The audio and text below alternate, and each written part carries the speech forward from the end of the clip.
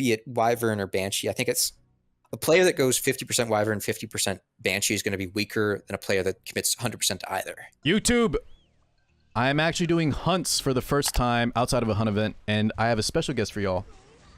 Mr. Call8x7, a very good friend of mine, and he's going to talk to us today about Banshee, the Banshee life, how it'll impact you for RTA, and just your account in general. Call, how you doing? Doing great. Ready to drop some knowledge bombs on these Wyvern nerds. Yes. So, Call, right before we start, Wyvern is generally seen, right, guys? Everyone recommends it. I've recommended it. My chat that's saying hi to YouTube, they all are probably Wyvern gamers too, because it's generally just the best. It's not really disputed. Maybe best isn't the right word, but it is the easiest to kind of start with, and it'll give you the easiest time for most of the game. But Call has an alternative, and he is an actual beast. Make sure y'all check out his account review. Currently in Legend, right, Call? Yeah, very close. Probably fell out of it by now, but if I click on my RTA thing, it still shows a Legend thing. So yeah, so he has, guys, he has the accolades to back it up. So I didn't just bring on some random Joe Schmo Banshee farmer. He actually does it. He lives by it. So Call, take us through it. What do we need to know? Okay, so as an initial caveat, like, you know, I don't think some person could, for Wyvern, like, sum up this is exactly how you should do everything in like half an hour. And so like this is my personal take on Banshee, how I've kind of developed my account and like kind of the things I've learned and observed through, you know, playing at ostensibly the higher levels of RTA.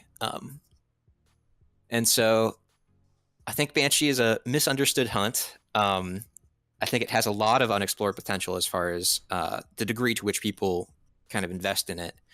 And I think there is a lot of cool gameplay that you can, you know, eke out of the Banshee sets. 100%. Call, if you don't mind, he told me right before we started recording, guys, I just want to show YouTube real fast the counter usage rates. If you look at speed at the current quarter, 54.6% usage rate. Counter is at a 8.4, so it is definitely underutilized, undervalued. And hopefully Call will change our mind on that today. Take the floor, Call. So what I'm trying to do here today is kind of give... so we're initially going to start looking at a brief overview of how to structure your units, you know, how to set up your initial clear, how to kind of... what you're looking for when you see new units released. And then kind of go through each of the different sets available in Banshee and how to get the best value out of them.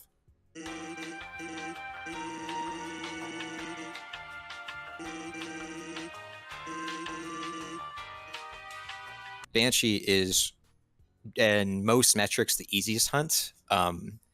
It's the easiest brute force clear. It's the easiest slow 3-man. It's the easiest one-shot. It's the easiest fast 3-man one-shot. Like, by basically every metric, it is, I think, the easiest. Interesting.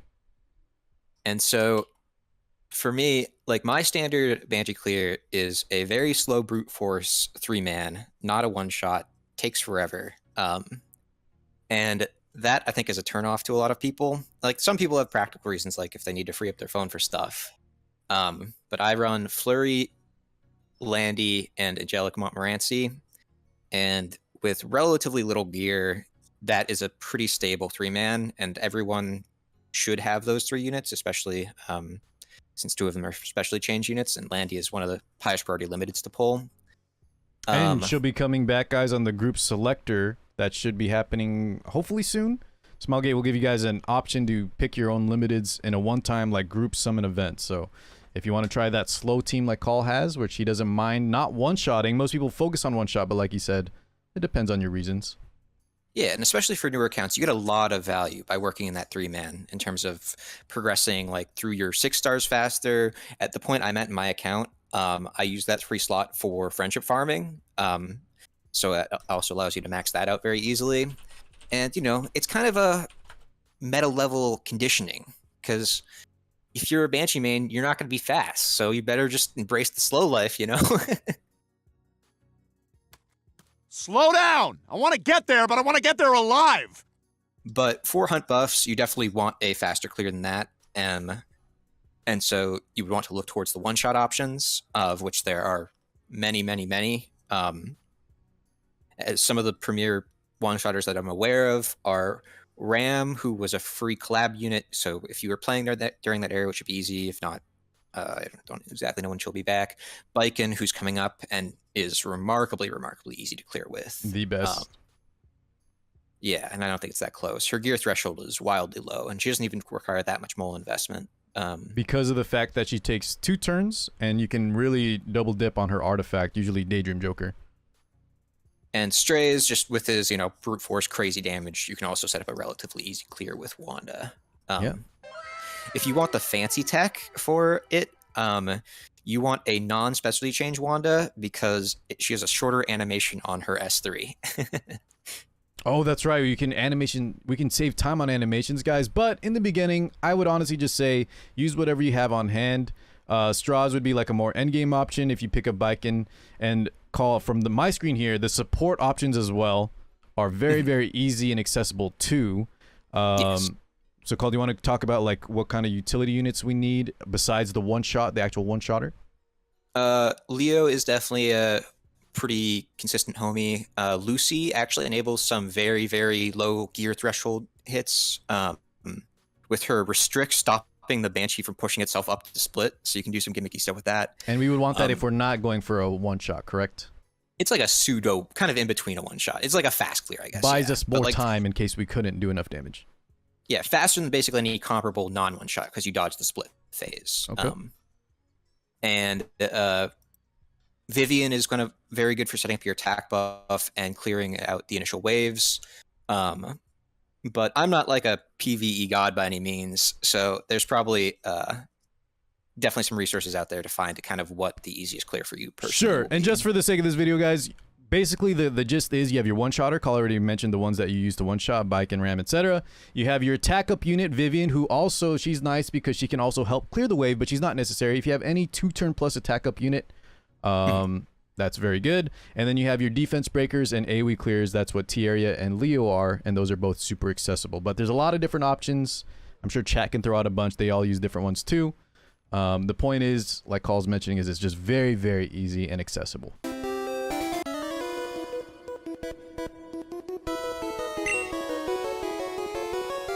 For my personal roster, I will pick a draft that like has 2 bruisers, a knight, a soul weaver, and a debuffer, and all 5 of those units can be on counter set.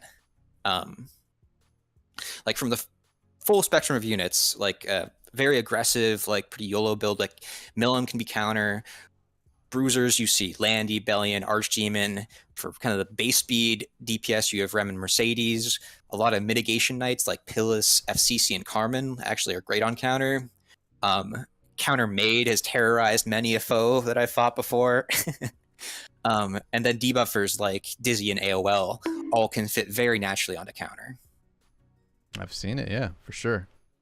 And so given that versatility, I think counter is kind of the foundational element of what Banshee Gaming is about. Okay. So that's our number one, that's our foundational piece, and that works on, that's our speed piece for Wyvern, as you put it, for Banshee.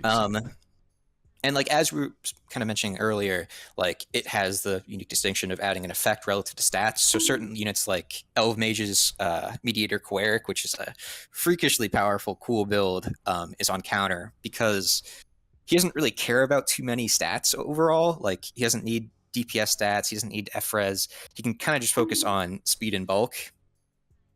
And like he's kind of has to be tuned to hit his speed threshold, doesn't want to just be as fast as possible. Yeah, and I think that's the distinction between the units you mentioned that kind of work on counter. So you mentioned, I believe it was Pillis, Crimson Armin, even to an extent Maid Chloe, and then Queric. Those are all kind of like Knights and Soul Weavers that we can sort of sacrifice a set and still be okay overall in stats and have that added benefit of all the things you mentioned on counter set, correct? Yeah, and so it's a way to like push off stats that aren't necessarily foundational to the unit into an effect that adds a ton of value. And so, like, you know, an obvious check for counter set is, does their S1 matter?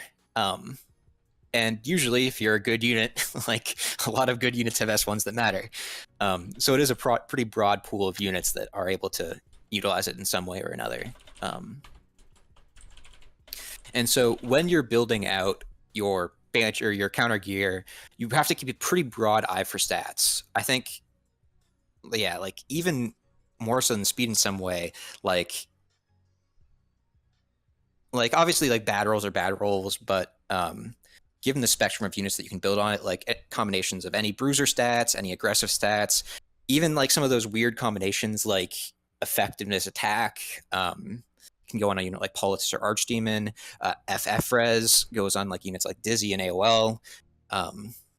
So, you know, keeping an open mind and like looking again for the higher rolls is really what's going to define a lot of Banshee and especially counter pieces, just because of you're not really worried about where they're coming from. You just need to really hit those higher thresholds. Mm-hmm.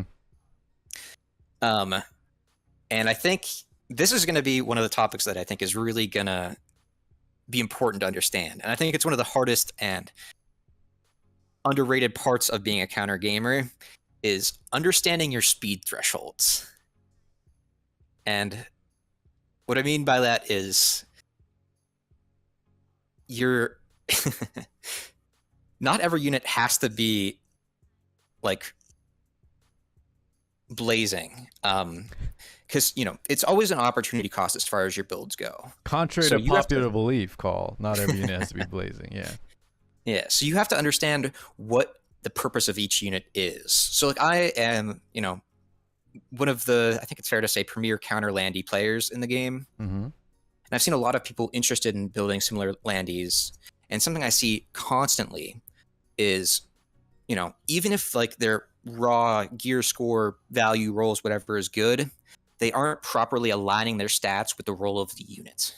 Because if I'm running a counter landy, you know, I run mine on Proof of Valor, and my first priority is having her live.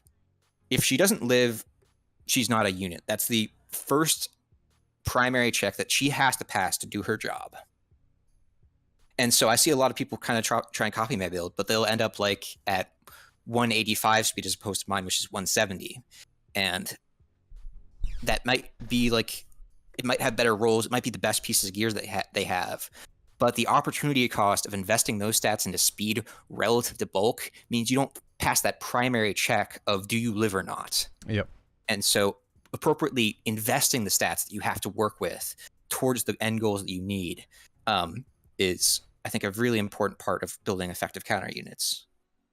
And on the other side, like where I would say pushing counter landy slower is effective, certain units like Maiden Pillis want to skew some other stats that might otherwise be important in their bulk or whatever to push a bit faster.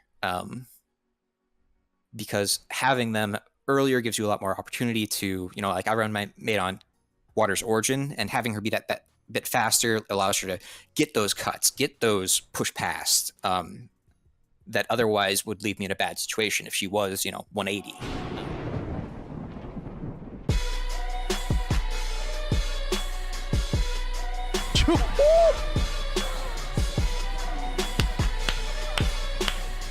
My favorite unit. And the thing with Lifesteal, and one of the benefits of being a Banshee main, is that Lifesteal builds are hard. Because Lifesteal units generally need to do two not particularly easy things. They need to be able to live through things, and they need to be able to deal damage to get value off of Lifesteal.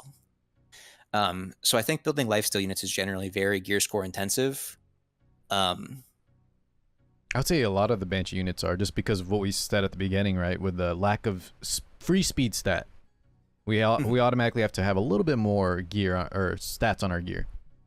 And I wouldn't say it's like necessarily lacking speed stat by default, depending on the situation, because like, again, it's very situational. But if you have a certain tankiness of unit that's going turn 2, so it doesn't matter if your Pillis is 210 or 190, they're going to be taking that mitigator initial damage in the same way.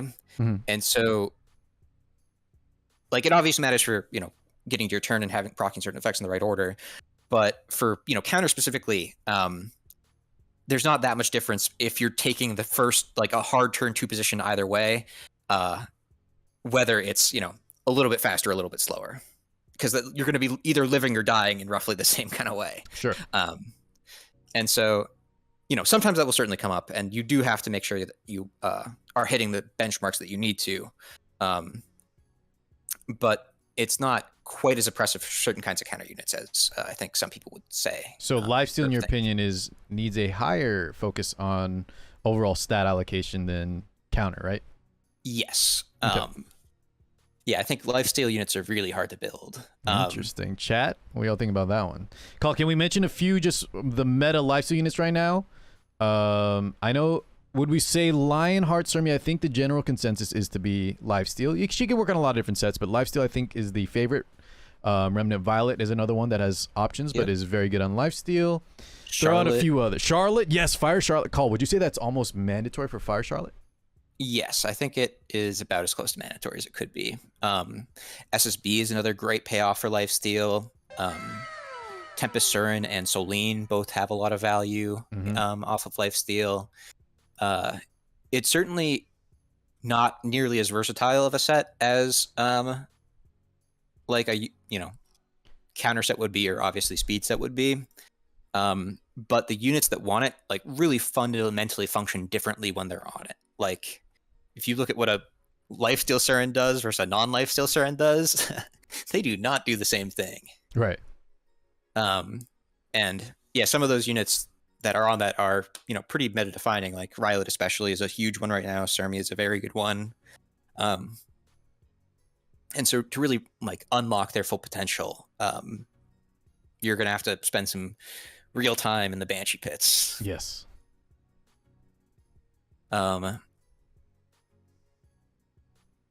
And another like kind of unique strength of how Lifesteal functions compositionally is it opens up. I mean, this is kind of why we see it on Sermia now. Like I'm a generally more Soulweaver oriented player. But something really cool that Lifesteal does is it opens up a degree of self-sufficiency for your carries and your comps. So like you don't need to, because like, a unit like Sermia is going to be going through some initial rotations against her. Her HP is going to get lowered. And so if you don't support her, she goes through her S3. It's usually not going to be able to kill the entire team outright. And then she can be in a bad situation. If she's on Lifesteal, she self-sufficiently brings her HP back to full and preps herself for that next rotation, that next S3, where then she can finish off the entire team. Yep. And this was a good example of this back in the day. It's a slightly outdated build, but like, I think there will be comparable builds in the future. Is Lifesteal Stene, which is, certainly a real build right now. It's not like a dead build, but just not meta. Back when that was, the answer to Carrot, where, Stenes were dying and people realized that, well, we can just swing her onto Lifesteal. And suddenly, given that she doesn't get popped, she can kind of stay at this level threshold and keep herself alive. And that really opened up a whole new swath of comps where you could pick her, where otherwise she was just going to get kind of choked out by the gradual damage coming in. Mm-hmm. I like that. A lot of my comps lately have also been just on Lifesteal, which helps with the sustain as a slower turn 2 player. Yeah. And while not the main focus of this kind of discussion, Lifesteal is probably one of the most important ones to kind of dip into for Wyvern players. Oh, yes. So I wanted to bring that up, Call. We need to make a quick distinction. You're kind of advocating for a Banshee main playstyle, whereas a lot of players like myself, and probably I would guess 95% of chat, are Wyvern mains that dip their toes into Banshee, right, boys? So let's make that clear that Call is saying that it's 100% viable to be a Banshee only main. Anyways, you were about to mention that Lifesteal is one that you said people dip into. Where were you going with that? Yeah, because again, for some of these units like Rylot, like he really functions at his best when he's on Lifesteal. And so like for most other things like Wyvern will have other options, but for these certain units, like the only way you can really maximize their potential is through Banshee. This is what you get for ruining my vacation. Deserve better. He greeted? And so understanding how destruction can fit in kind of those mid-speed bruiser ranges, I think that's where you're going to see a lot of value. Like LQC in that range is good. Stene in that range is very good. And then beyond that, there's the situation where it's actually the best option, which are very specific. But for the units that you had actually mentioned a bit earlier that just outright don't want speed, that is when you can really see the destruction value. Like ML Ken being a premier example, who is content to chill at base speed and just throw his big counter hits back off his innate counter set or ability. So attack set's viable, but you don't want to be farming golem. So as far as his options go, destruction is very good for him. There are certain kind of more gimmicky builds like Nuclear Politis, which just wants to maximize that huge S2 proc to work as kind of, a rem. So just a big AoE counter hit against certain kinds of aggressive comps. I run my SSB on destruction set, kind of like an expression of the crit immunity set that you would see on some Wyvern gamers. But destruction is better value than double crit. So similar style of build to that. But instead on destruction as kind of a base speed, very high damage, high bulk bruiser, just kind of eking out a lot of raw value from the stats there. And as far as like newer players go, like working through some arena content, some guild war content, there's a, long and established, the base speed judge Kisei, the Sermia, the whatever, high damage nuking unit, you can kind of cheat a crazy amount of damage out to, A-lots up or whatever else. And that can be an effective tool to climb through some of those early game hurdles. Okay. But yeah, pound for pound destruction, I think, is the worst of the three.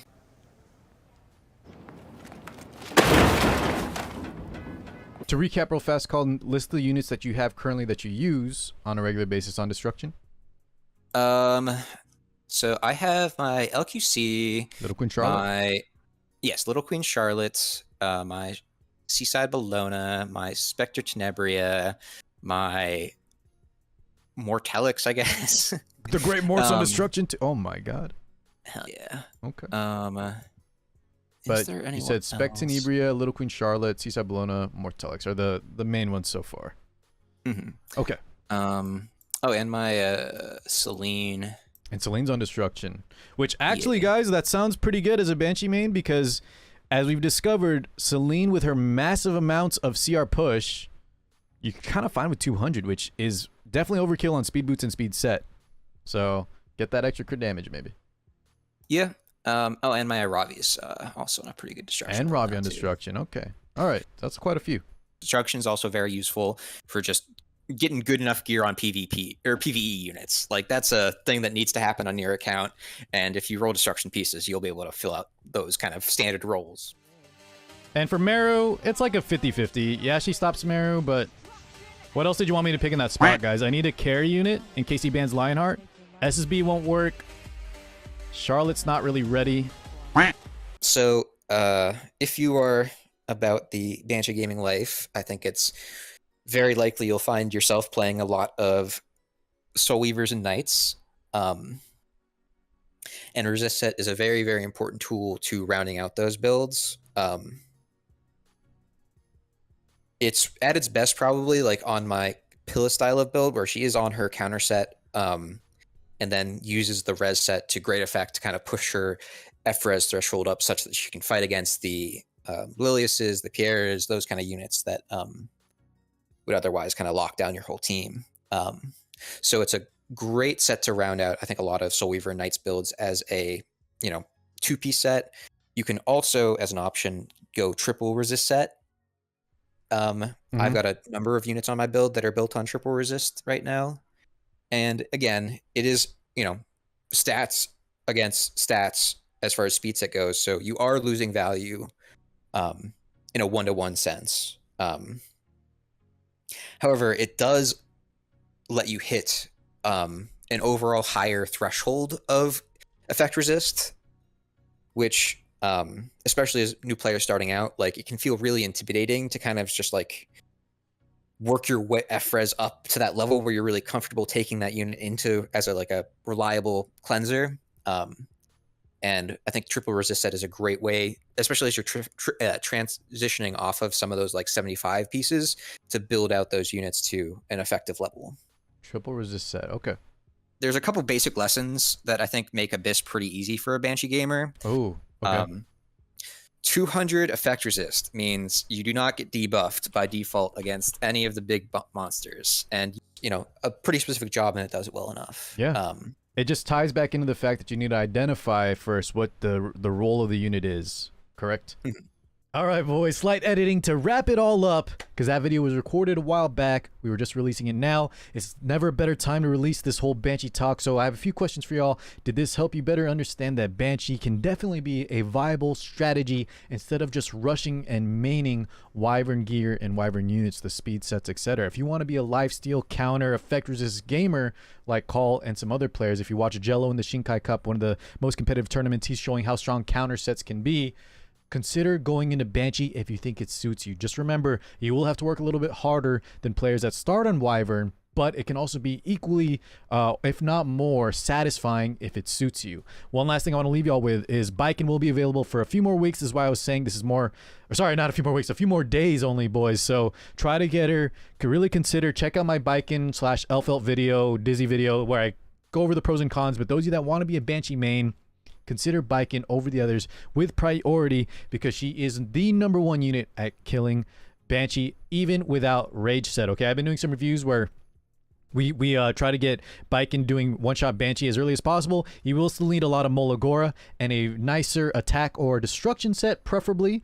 That way you can maximize the damage, but she does not need rage set, and she is by far the clear-cut winner of the easiest unit to one-shot Banshee with, so really consider picking her up, and she looks amazing.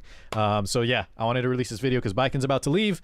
Really consider the Banshee main style, Banshee playstyle. Check out Call on Twitch, and thank you guys for watching. Hopefully y'all enjoyed the editing as well. Thank you so much, guys. I'll catch you on the next one. Peace out, everybody.